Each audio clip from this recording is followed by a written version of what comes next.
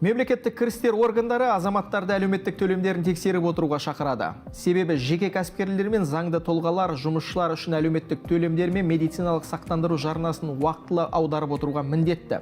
Нақтырақ айтсақ, зейнетақы қоры мен әлеуметтік медициналық сақтандыру қорларына аударуы тиіс.